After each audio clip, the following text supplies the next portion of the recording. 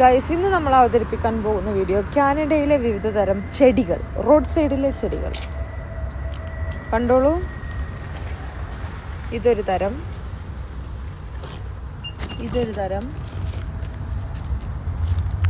ഇത് ആ തരത്തിൻ്റെ ഫസ്റ്റത്തെ സ്റ്റേജാന്ന് തോന്നുന്നു. അത് വേറൊരു കളറാണ്.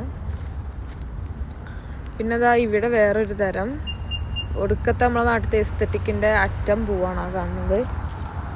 അത് കഴിഞ്ഞാൽ ഇവിടെ വേറൊരു തരം, ഇതൊരു തരം,